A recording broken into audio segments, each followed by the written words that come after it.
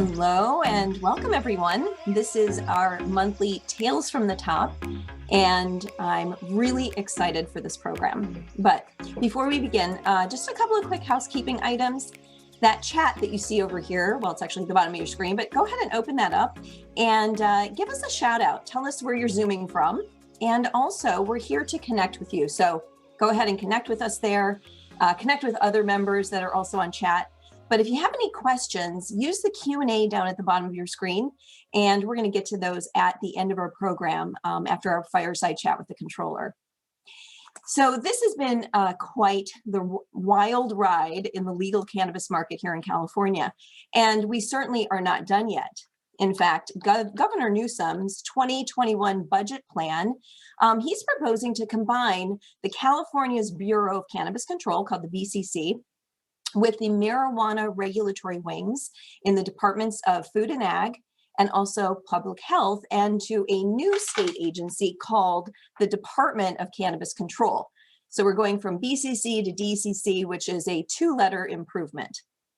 But in all seriousness, this newly formed entity will be in lockstep as it pertains to licensed licensed retailers, distributors, testing labs, and micro businesses, and now will include cultivators and manufacturers. Pretty much the entire supply chain, which hopefully will alleviate the patchwork rules and the overlap that's been occurring. And it should also provide concise rulemaking versus answers to questions raised by cannabis operators like us. So on top of this, we also have federal legalization in our sights. And I'm excited to hear what Ms. Yee has to say about that as well. So without further ado, it is my pleasure to introduce our esteemed guest to our Tales from the Top series today, Ms. Betty Yee. Ms. Yee currently serves as the State Controller for California, where she is our Chief Fiscal Officer, overseeing a portfolio of more than $620 billion for CalPERS and CalSTRS. Ms. Yee was elected in November of 2014 as the State Controller after serving 2 terms as the California Board of Equalization. Ms. Yee is only the 10th woman in California history to be elected to a statewide office. I'm going to say that one more time because this is really important, and clearly something that we are going to be talking about here in just a minute. 10th woman in California history. In addition to her public service for our fellow Californians, Ms. Yee is also on the board of CERIS, which is a nonprofit organization working to mobilize many of the world's largest investors to advance global sustainability and take a stronger action in climate change. We will be definitely diving into that later during our fireside as well. So, Ms. Yee, it is an honor to welcome you to the stage, and I look forward to our conversation. Thank you, Kim. It's a pleasure to join you. So let's start out by talking about your journey, because to me, this is really, really important, especially on the Tales from the Top series, where we really highlight powerful women in the private sector, the public sector, and there's only 9 other women that have done this kind of a journey. So why is that? So let's talk about that. No, absolutely. So 9 that preceded me. There have been 2 that now have joined me in the ranks, so our state treasurer and now our lieutenant governor. You know, I think a lot of it has to do with the culture of politics and just what it means to serve in public office. And what I want to say to women is this, there's no mystery about it. Truly. It's just that, this has been a male-dominated sphere. And, when I think about my own background, my gosh, this was not a teenage dream to become an elected official, by any means, or to become the CFO of California. But it became my passion. Finances drive everything. And so it's been my discipline for well over 35 years. And when I think about my own journey, I grew up as a daughter of immigrants in San Francisco. My parents had a laundry and dry cleaning business. And the time that my father came to this country, it was either a laundry business, grocery store business, or a restaurant. And so he was in the laundry business, supported 6 children through college. And, and I handled the books for my family's laundry and dry cleaning business. They didn't speak English. And of course, the kids are always the best employees for a family business. But I like to say that that experience at a young age really just drew me to the role of, the worth of a dollar, right? And, how you look at negotiating good prices with a vendor so you can have that carton Mhm. of milk in the refrigerator. And so kept the books from my parents. At that time, when I was younger, filling out tax returns to the Board of Equalization, I had no idea what that was. And to see decades later to become a member of that board. But also say that as I really honed my experience mining the books from my family business. I like to say now I have the great honor and privilege of mining the books for the great state of California. And so it Mhm. became my discipline, and money does drive everything. But what I want to say to women is this. Each of us has relevant background to serve in public office. Mhm. And I think one of the things that's missing really in the public discourse today is really being able to reach into the lived experiences and Mhm. certainly the everyday realities of people's lives that really inform public policy. So I think it's a wide open field, and I really look forward to more women, coming into the space. Yeah, absolutely. Do you think sort of the recent events and just sort of the spotlight on politics has dissuaded women from getting into this, or has it encouraged them? I What think do you say? I would say probably encourage them more. Okay. I do think that seeing our first woman vice president has been Mhm. very inspiring, and also her journey is quite unique as well. But it is a time now where, as we're thinking about what leadership means Mhm. and the fact that we are so divided, I think women, because of the nature of the things that we're involved in our communities, certainly in our neighborhoods, what we do with respect to our families and home lives, and certainly then, careers that we have really pursued, would bring a lot to the table. And I think what I'd like to see is really a different way of assessing a woman's viability to Right. hold public office. It can't be about how much money you raise. You have to raise the money, Mm. of course, and it can't be about just who's with you or behind or not. But it is about what do you bring to the table. And oftentimes we minimize that, not even thinking that all of the community work that we've done, all of the networking that we've done, all of the problem solving that we've done, Mhm. just somehow doesn't matter. But those are really the biggest attributes, and I think are really what's needed in public service more and more. WIN, especially now we've changed the middle initial or the middle number there from investor to inclusion. Yes. So how do you feel about that as far as building a culture around you and being inclusive and having a diverse team? I mean, how is that important to you? It's very important to me. My office during the pandemic, Hmm. which really had me traveling less and hunkering down much more, working with my team much more extensively, has been really some of the most rewarding time that I've spent Hmm. during my tenure as controller. We updated our strategic plan recently, and while that seems, pretty mundane for an agency, what I do particularly appreciate was that much of that plan was employee team member driven in terms of their input through surveys and certainly looking at incorporating a lot of that feedback. And one of the biggest pillars of that update had to do with building a more inclusive workplace. Hmm. And by that, we mean not just in terms of our backgrounds and where we come from, but just the perspectives that we bring to the table because of where we come from. And so, Hmm. how do we encourage that? How do we reward that? And everything from revamping our employee awards to where it's not just the people who get the plum assignments, but because somebody actually brought an idea that was informed Yeah. by their own experience to the table, has been just really a game changer because it is more inclusive. We are now a member of the Government Alliance on Race and Equity, which is Oh, a nice. collaboration of governmental Hmm. entities nationwide, really run by a nonprofit in New York called Race Forward, that's doing some phenomenal programming around what it means to be in an inclusive workplace, the responsibility each of us has to really understand what that means for us and for our colleagues. And so, building that culture, I think, is very, very important. That sounds like a great organization. So let's maybe Laura or somebody can drop that into the chat, and we can check that out too from an Arcview's perspective. So if you were going to be talking about to a new group of women entering this, I mean, what would be some sort of survival or tips or tricks or things like that? And also, how much of a thick skin do you need to have to be in public office? You need a thick skin, but I wouldn't call it a thick skin. I would Okay. say it's really about continuing to strengthen your confidence about yourself. It is, one of I remember this, and I always try to share this with women, and that is before you pursue any endeavor like running for office, trying to elevate to be a CEO, to just take stock of where you've been. Mhm. And so one of the biggest assignments I remember receiving from a kitchen cabinet member of mine when I decided to first run for office is, Betty, write a 2-page bio about yourself, Mhm. because you're the kind of person that's always going to want to get into a room, be the smartest one, be the most well-versed on facts and issues, when really at the end of the day, people just want a connection. They want to know who Mhm. you are.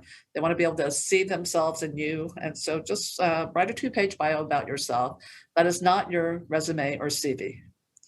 And it took probably the better part of 3 months for me to do that. And Wow. what Yeah. it really had me come in touch with Kim is the whole idea of, just what shaped me as a Mhm. person. Where did my values, what were the foundations for the values that I hold dear today?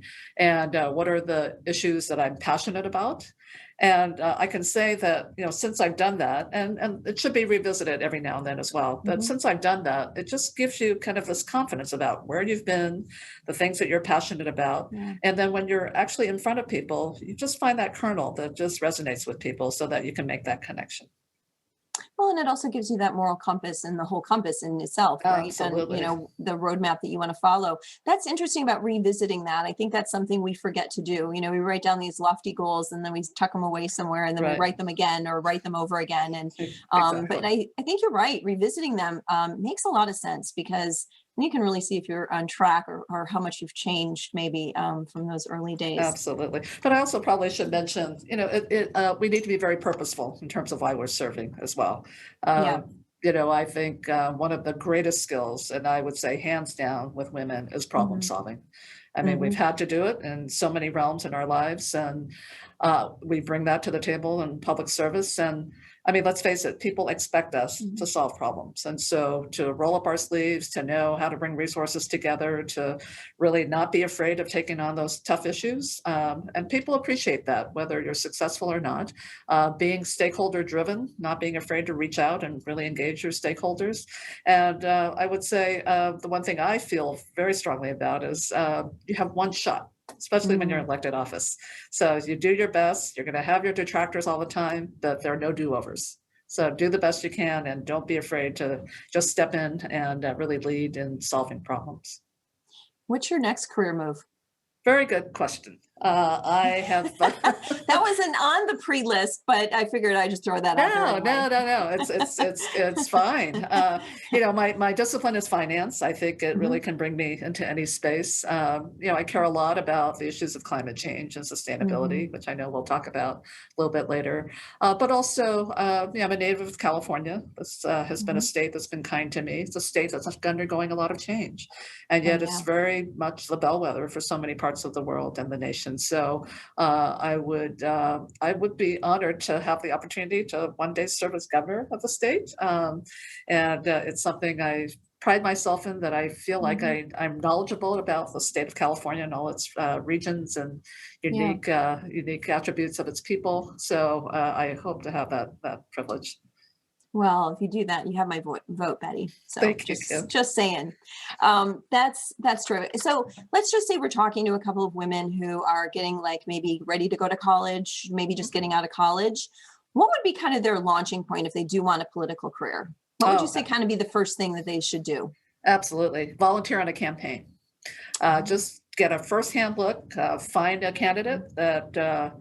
who resonates with you, and see if there are opportunities to volunteer on a campaign. Mhm. There usually are, and you will see firsthand just what comes at the candidate. Everything from how to address different Mhm. constituencies, looking at how you deal with media that is both kind and unkind, looking at how you raise money to Mhm. run a race, how to debate.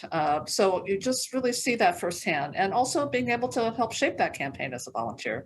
Always room Yeah. for those who can do research on issues, and certainly be able to meet with certain constituencies, when the candidate is not available. So that, I think, definitely from the ground up, just volunteer on a campaign. Secondly, there are so many training programs now for women who want to run for office. So, and really on both sides, for both sides of the aisle, I know the political parties have training programs. There are training programs for women running for local office, some for federal offices, and there are training programs for women who come from our diverse communities, really targeted to some of the cultural aspects of what it means to run for office as well. So, and that didn't exist when I first started running for office. So I'm happy to see there are so many more opportunities. Yeah, that's amazing. I didn't Yeah. realize that there were those types of training programs. That's incredible. Yes. Because it is, I mean, it is a different kind of a career path, than being in the private sector and things like that. Absolutely. So it's nice to see that they have those opportunities now. Um, we are in the cannabis business. So I'd love to kind of unpack a few things about Yes. that with you. So maybe you can kind of start out by sort of level setting and really kind of what role does your office play? And then we can talk about sort of your own views on this. But first of all, Sure. what role does the office play that you're in? So as controller, obviously, we are we wear a number of different hats. First and foremost, we are responsible for paying all the bills for California. So we do account for all of the disbursements that take place from California to our vendors, to local agencies, to some of the local assistance that departments are involved in. So we write a lot of checks. We also are responsible for payroll for over 300,000 state employees of the California State University system. Probably most importantly, we are the only independent auditor for the state of California. So no relationship to the legislature or to the executive branch, but we do claims audits of every payment that goes out the door, and we also do selective audits of state agencies and local governments. Okay. So as far as cannabis is concerned, Yeah. and I've seen some of your talks around that topic and everything else. So what is your current sort of position on sort of the cannabis with regard to, the BCC, or the DCC now and the restructuring? I mean, does that impact your office very much? Or It would. So we are also responsible for the financial reporting for the state of California. So essentially the financial statements for California, all informed by the financial reports we receive from departments. So the reform that Governor Newsom has put forth would certainly make it easier to have a report come from one department rather than multiple ones, and so that would definitely help. Also, I think as relates to just some of our functions relative to payroll, state employees within one department, and so it just would facilitate a lot of those types of duties for us. what about the tax situation? So the tax situation, I would say this, and I'm going to go back a bit because this is where my relationship with cannabis actually started. Yeah, right. So, the tax situation, I chair the Franchise Tax Board. I'm still a member of the Board of Equalization. Let me just say, I have not ever seen an industry, one, that is asked to be regulated, and two, that has so many layers of taxes to where I think we're seeing some unintended consequences. And some of it is necessarily so because obviously we're waiting for the federal government to certainly loosen up its restrictions on cannabis. But I look at just every point that there's a taxable event and what that means in terms of compliance. I think it's very complicated when you have just certainly along the supply chain, just so many different types of events, so many jurisdictions that are overseeing that. And then when it comes to the taxes, it's not, I would say, a surprise that the initial estimates of what the industry would bring in didn't really, meet the estimates for quite some time because we have essentially a very complex framework. for how we're regulating the cannabis industry. So I know there's a lot that is being discussed with respect to what should happen to taxes in the cannabis industry. I know there are definitely a lot of advocacy about lowering the taxes, but I think the reform that Governor Newsom has put forth at least has us all looking at a single department that I've got to think for the industry, and particularly if you're really a vertically integrated enterprise, would be so helpful, right?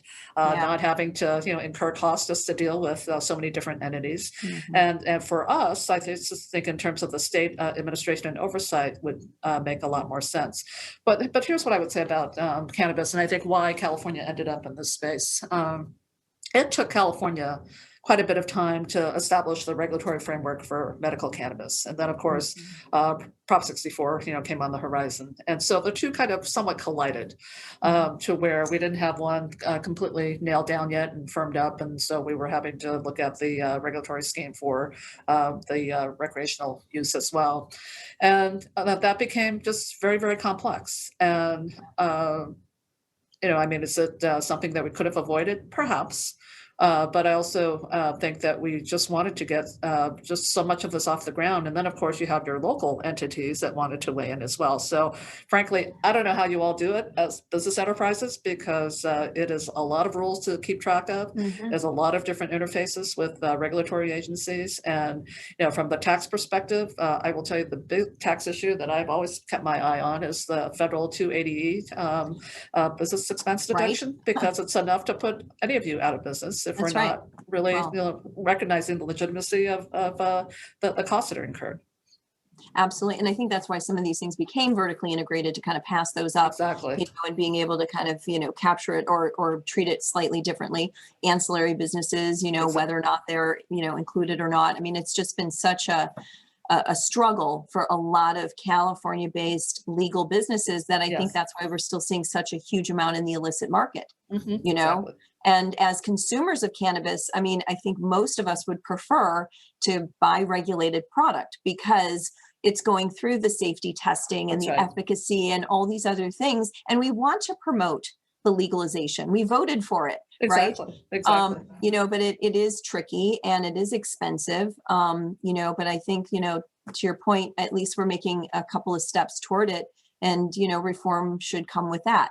Right. But, and it's interesting because we're seeing a lot of other states coming out right now, looking at California and being like, well, they did this right, they didn't do this right, and various things like that. So sometimes being the first mover isn't always the best. But Right. One of the things too, Kim, I should mention that I think is a really great development. So, obviously everyone will be focused on what does economic recovery look like, after this pandemic. And certainly the role of cannabis, during this pandemic, can't be understated. And what I would say is I really have been heartened by the development of seeing many of the workers in the industry become unionized.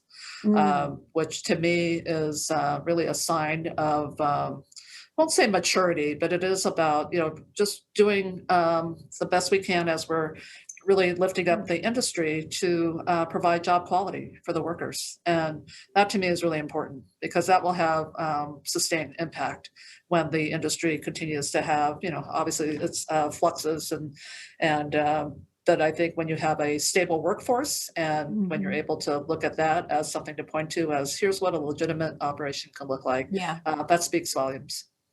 Do you think, and this is just a kind of a spitball, hypothetical question, but do you think as part of the recovery that there might be some leniency on the taxes for cannabis? I mean, it was deemed essential. It seems like sales are really going up quite a bit. Perhaps that's something that could help in the recovery if there were some incentives to do that. I think it's definitely worth having that be part of the discussion. When you look at what businesses really did well, during the pandemic, and where consumers were going, and I know that the industry. I've got to think that for the cannabis industry, this was probably true as well, where you probably had lesser visits by your consumers, but probably more robust visits. Perhaps tickets were up. Right. So given that, I think it is what I would say an essential part of the economy that should be looked at as like any other in terms of what's still viable, when we get to the other side of this pandemic. So I hope that you're all at the table with respect to what this means for the long-term, economic health of California. I think there's a lot of voices at the table. I'm not sure they represent sort of the neutral zone of cannabis operators. So I might challenge some of my colleagues to maybe get a few seats at that table so that we can represent all the voices in cannabis. So kind of to speaking about sort of maybe things that might be happening. So federal legalization, right? We're hearing a lot of really great things, and Yes. I coined my word for the year, which is momentum, and I think we're seeing a lot of that right now. Especially with the vice president, being in support of that and various Yes. other things happening. So what does that do for California?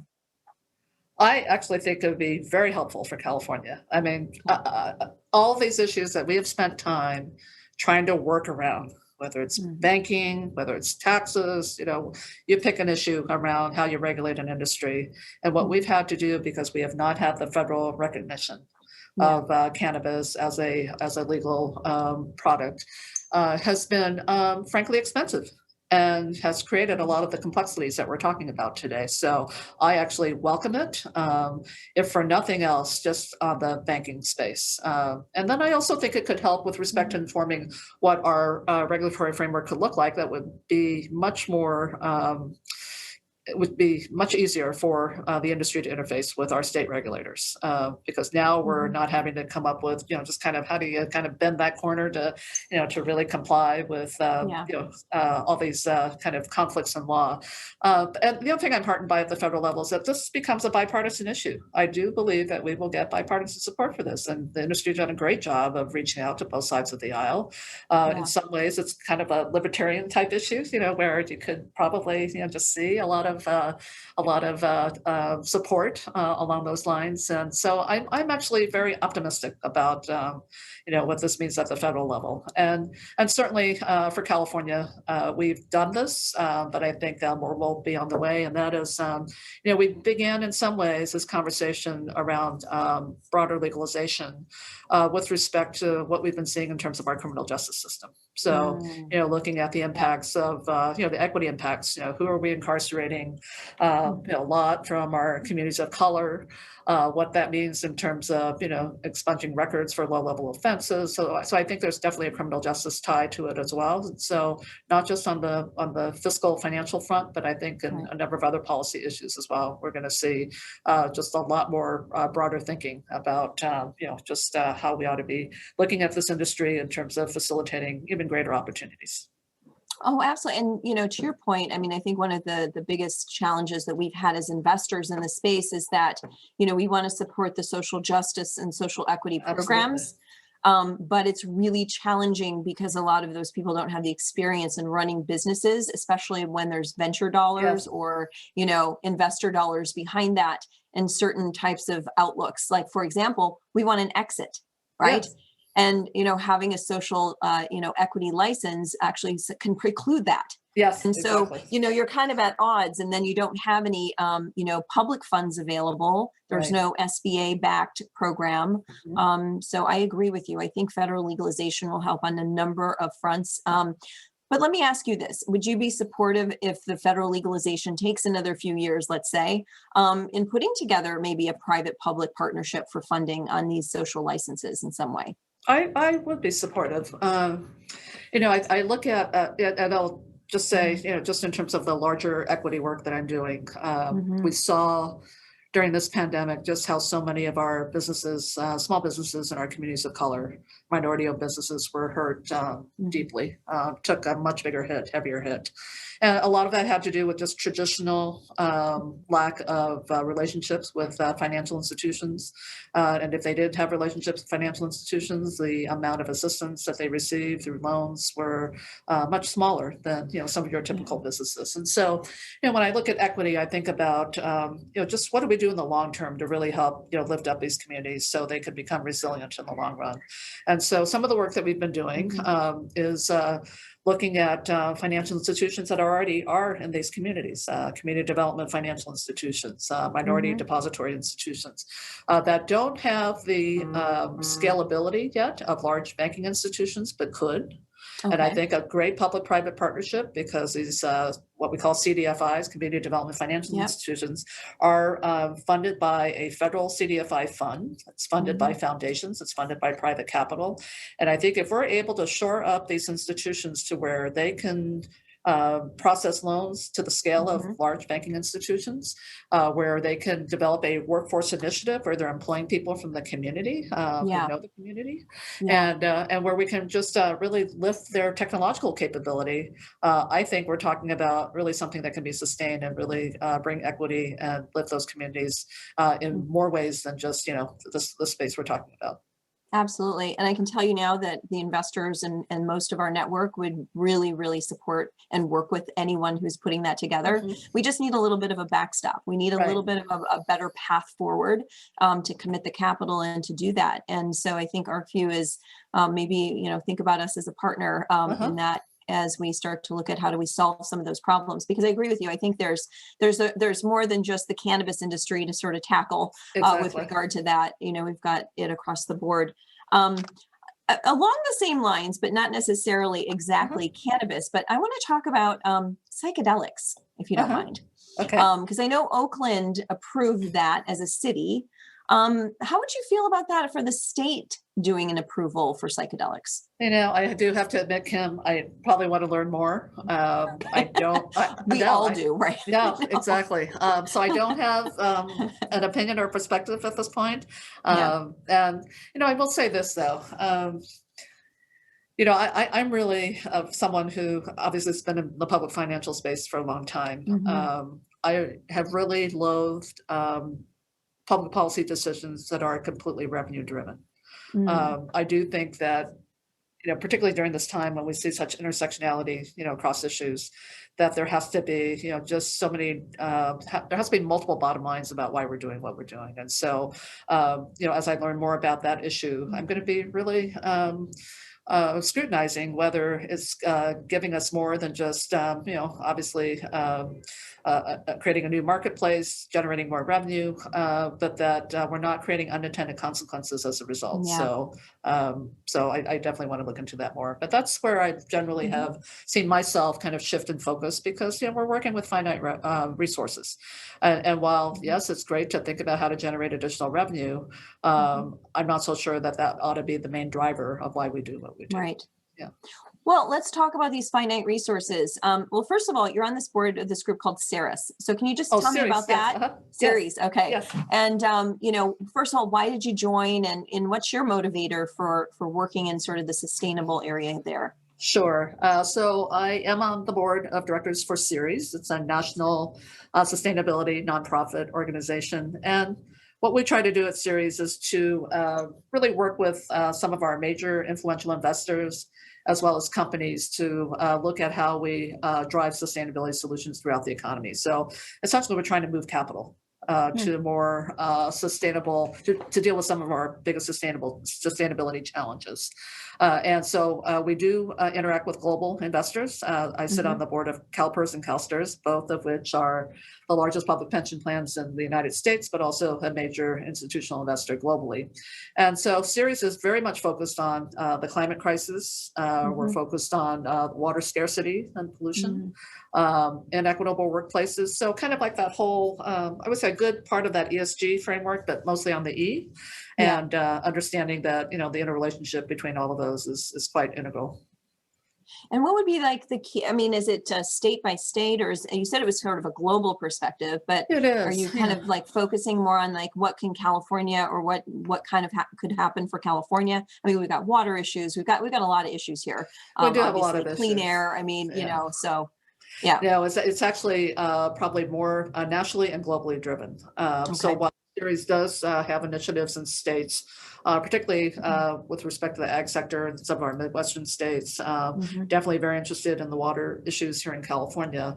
I think those issues really challenge us to look at what kinds of programs we can put together that could be Yeah. helpful in terms of resources for subnational types of governments. But our plan is to do this.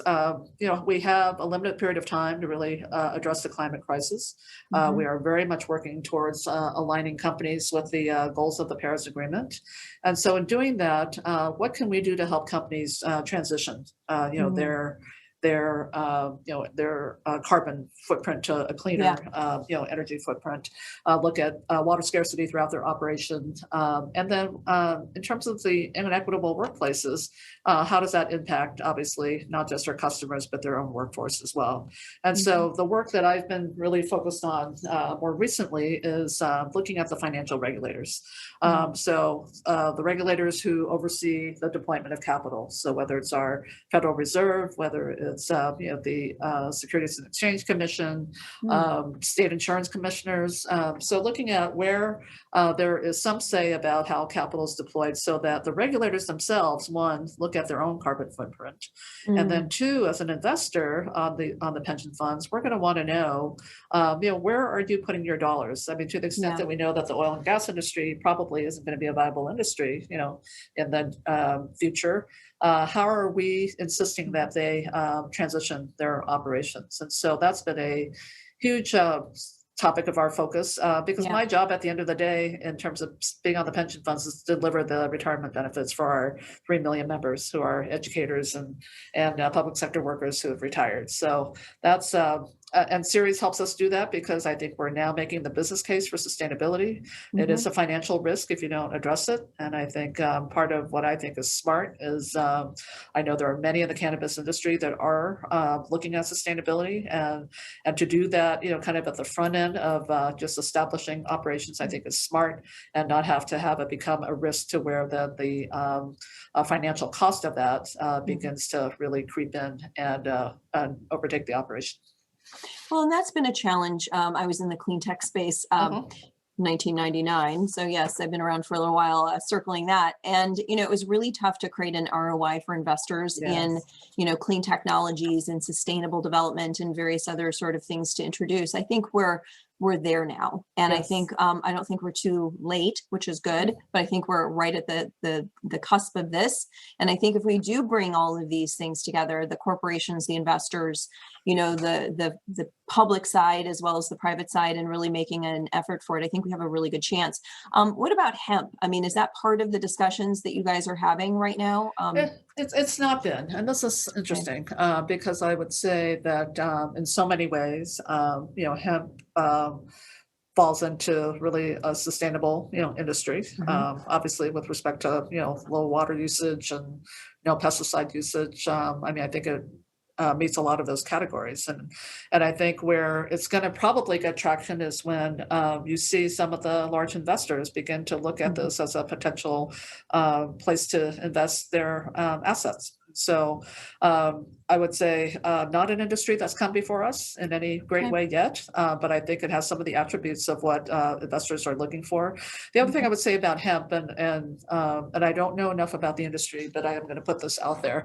I think there are more and more what I am seeing now as a rising issue in addition to some of the environmental concerns around sustainability, is also the whole concept of human capital management. So really looking at workforce issues, looking at how we're driving value, and delivering value to all of the stakeholders, but particularly workforce issues. This can't be on the backs of workers, and that hopefully when we're talking about a sustainable industry, that it really is kind of a 360 sustainability profile. Yeah, California doesn't necessarily have the best track record when it comes to that. I agree with that. But we're going to be at your doorstep again, kind of bringing the hemp issue into this sort of global conversation, because, and I've been becoming educated myself. I mean, I knew nothing about hemp. 2018 Farm Bill really kind of opened my eyes to all of the different opportunities. And literally 10 out of the 12 in Biden's plan could also incorporate some hemp technologies. Which is really, I mean, if you think about, a game changer, I mean, that could be something from fiber to building materials. We got a company that's working on battery technologies using hemp, fossil fuel. So yeah, it's kind of across the board. And broader implications for just soil health. I mean, it's just, the whole ecosystem, if you will. Yeah. Well, and California is an ag state. So, why not, maybe even put some programs around that to encourage that sort of cultivation. So that would be really, that would be pretty amazing. So For if somebody wanted to get involved in some of these things that you're working on the sustainability side in particular, I mean, what would be kind of a good path for them? It sounds like this organization is probably pretty high level. Are there other ones that you're kind of looking at or work with, or good ones to start with, or anything like that? I think from an investor perspective, so the pension funds, I know there are many pension funds that are looking at, alternative investment spaces. And so Yeah. I don't think that's out of the realm of possibility. I think for the two largest pension funds in California, there are scales. There's a scale issue about just how big the investment needs to be. It's not a magic number, but I think just looking at the portfolio overall, our investment staff can make that determination. So, but I think, contacting the pension fund investment office and just really letting them know this is on the horizon. I mean, they're always at the hunt, right, for Yeah. looking at good investments. And particularly if there's I will say, in California, our legislature has been very, very interested in keeping the, won't say pressure, but certainly the commitment by the two pension funds at a high level with respect to investments here in California. So we're a global investor, so we do put our assets in different places around the world, but certainly what we can do more here in California as well. So this might be an opportunity in terms of an industry that could yield returns for the pension funds in California. Oh, that's really great to know. So, I mean, I could talk about sustainability all day long, I but know. I know we don't have a lot of time for that. I would like to ask you, and just kind of getting some real, getting real here, but we always make mistakes. We have failures as we start to build our careers, and I think women in particular, we don't talk about them very often. I'd like to ask you, I mean, are there some that kind of, are major or minor that sort of changed how you did something the next time, or that you wouldn't mind sharing with our group today? Absolutely. I will say my biggest failure, and I admit this, it's taken me a long time to really overcome it and to address it, and that is the ability to delegate. Mm, And I think this is a woman thing. I mean, we've been so used to yeah. doing it all, right? And so when we have been able to support others, whether it's our families, whether it's in the workplace, supporting principals, and we've become the principal ourselves, I found it very hard to delegate. And I Yeah. have a great team. There's no reason why I shouldn't be able to delegate, but it is just this, and I'm not sure what it is. And maybe I'm much more of a control freak than I thought, but I think it's more than that. It does have to do with, I guess, a sense of diligence that I've always carried with me, and I know a lot of it is also cultural. How I was raised, what I grew up with, and so. But I would say that has probably hindered my progress the most. I think about, boy, if I had learned that when I first got into elective office, how much more could I have gotten done? I feel like I've gotten a Yeah. lot done, but how much more could I have gotten done? Right. And we kind of burn ourselves out a little bit because we're doing all of the things that we probably Absolutely. should actually be delegating. And it's we recognize that they probably could have done maybe some of that better than we did after all. Exactly. Yeah, it took me to about 45 years old, which was a Right. few years ago. For me to be able to really just kind of do that, and I don't know if it was trusting the team. I think I trusted them before, Yes. but there was something, yeah, like you said, it was just sort of holding me back from really delegating and really walking away from it, and trusting them 100%. So Exactly. But the healthy part of it now, I mean, I do think I've developed this healthy outlook about delegating because it's become really my forum for exposing my team members to new opportunities. It's a mhm, development tool. yeah, And I like that a lot. There are very few ways that you can really expose some of your team members to, what things are really like in terms of getting right. involved in some of these complex, policy issues and that venue. And if you're able to do that early on in their careers, I think it just Mhm. it's a great opportunity for them, and you just get lots of enthusiasm and passion in return. And so it's actually worked out very well. Absolutely. And they own it. And it kind of comes full circle to the first questions that we were talking, or the first part of our conversation about, empowering your team and being able to do that. Absolutely. And, everybody's got a genius, right? And it's That's right. just finding the right one and making sure that they're really working in their genius, and you support that, as a female leader. So, Yes. So this has been great. I know we've got some questions coming up, and I do want to say, though, before we jump to that, anything that I didn't ask you that you want to make sure people know about you or about the programs that you have or the state of California in general?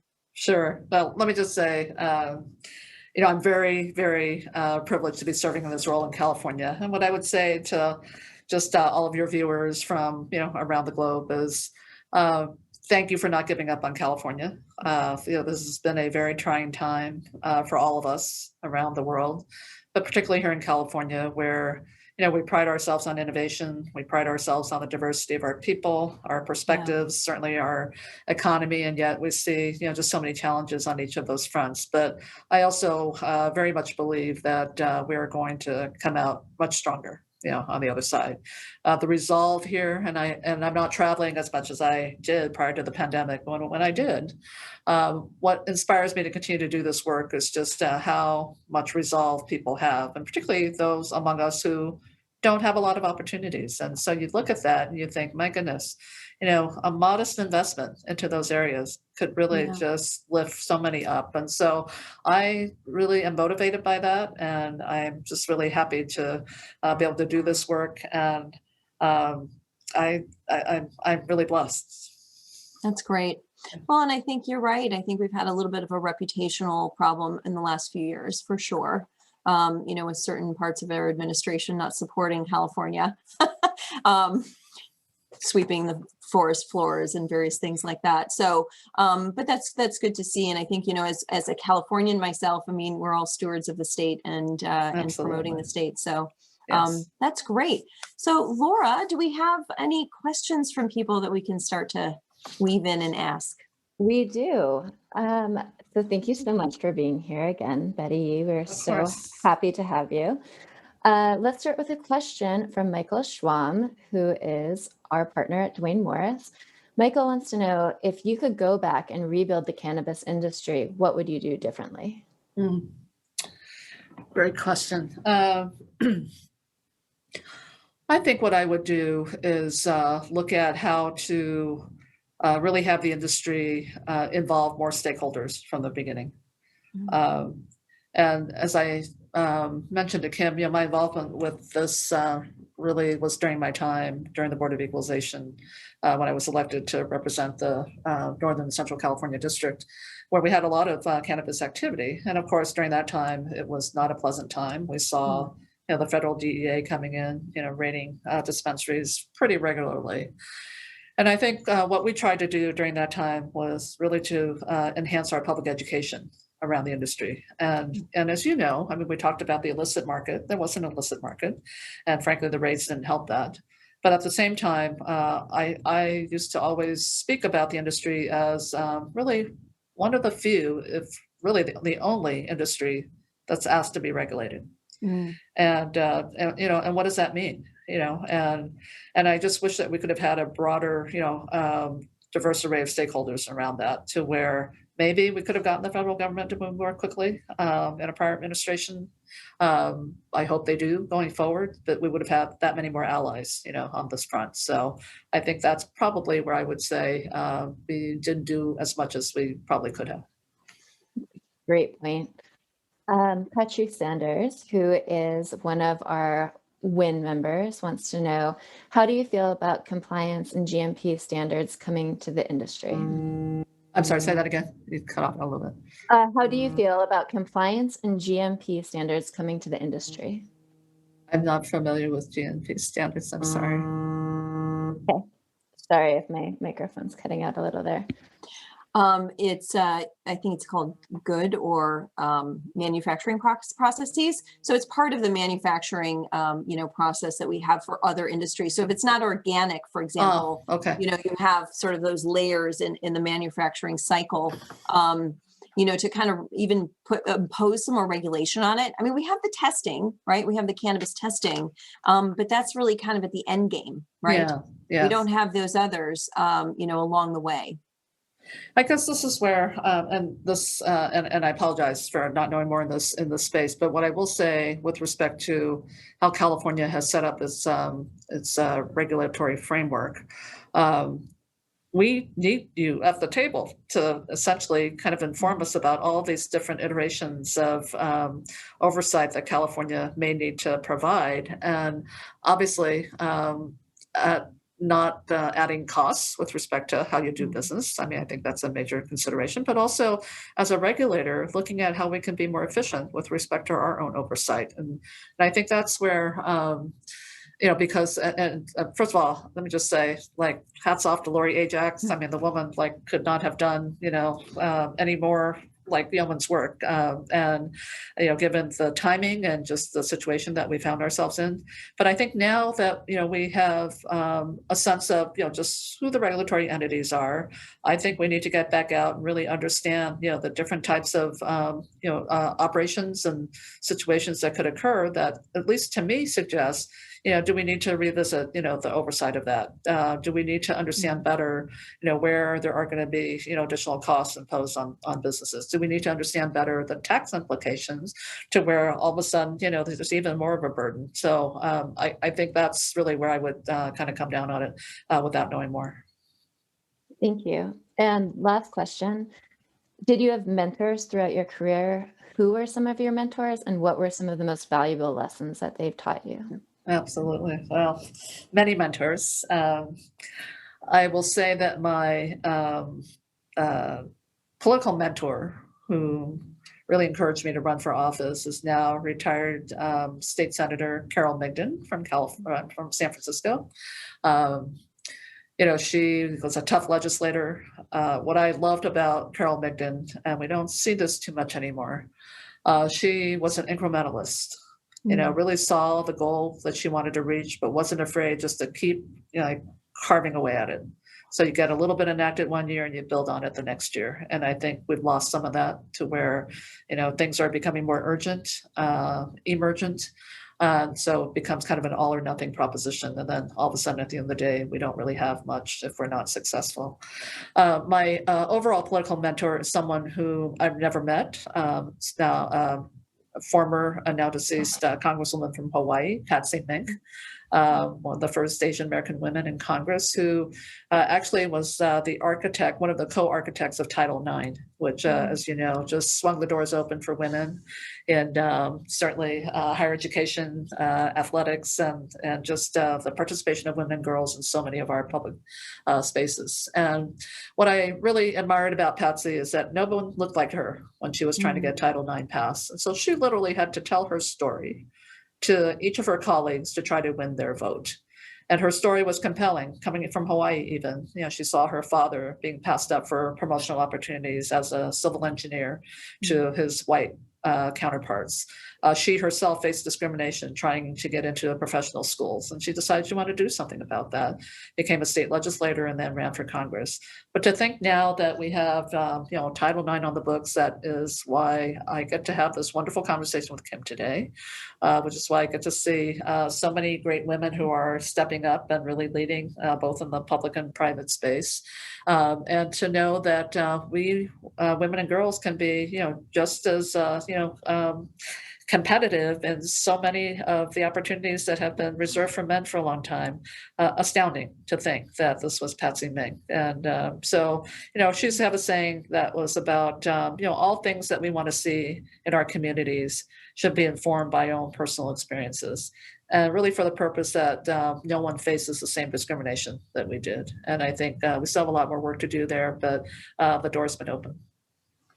Thank you so much. Some of the unintended consequences of Title IX have just been so fantastic for women. I mean, it's just, it wasn't really designed in that regard, but the chances that we've had, and, I think there was less than, 100 different, sort of programs that women could be part of, and most of them were individualized. That's right. I mean, you could swim and you could play tennis and you could do gymnastics, and that was about it, when I was growing up. And now it's, I don't know any girl that doesn't play soccer, or in some sort of a group and team sport. And it's just such an incredible builder for women, and confidence and teamwork and, you know, Absolutely. trust and delegation and all the things that, you know, took us a long time, you and I, to get to later in our That's right. careers. I do have to share one of the aspects of Title IX that has been celebrated recently. A couple of years ago, I chaired the State Lands Commission, where we provide stewardship over our public lands. And there was a surfing competition off of the coast of California in San Mateo County, and it was called the Mavericks Surf Competition. And the organizers of the competition needed a permit to really operate the competition. And one of the conditions of the permit, we decided, was that you need to have equal prize money available to the women and the male competitors. Wow. And this was when former Governor Jerry Brown had just signed into law that surfing is our official sport for the state of California. Okay. So I'm happy to say that here in California, competitive surfing was the first sport to recognize pay equity. So Oh, wow. yeah, That is terrific. so it does move the needle, and hopefully that movement can be accelerated going forward. That's awesome. So for my Hang 10 brother in here down in Southern California, we really Exactly. appreciate that. My goddaughter is like a really great surfer too. So I'm happy to hear that. So that's amazing. Well, I just want to say thank you so much. Thank you, Really a Kim. pleasure talking with you today. Thank you for your time. Thank you for your service here in California. We really appreciate you. Well, thank you, Kim, and thank you to Arcview for just always bringing the issues to the fore, and just look forward to working with all of you in the future. Thank you. And hopefully we'll see each other in person someday. Yes, stay safe. Thank you. Thanks.